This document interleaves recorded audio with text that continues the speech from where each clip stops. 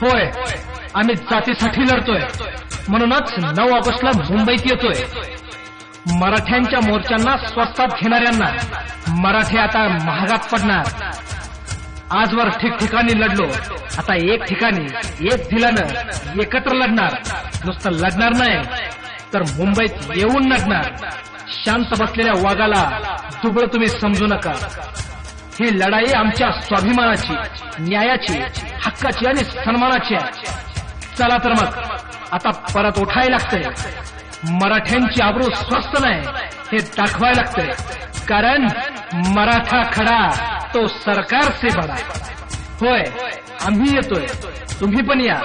आणि तुम्ही येणार कारण मराठ्यांची जात फुटणारी नाही तर एकजुटीनं लढणारे आहे.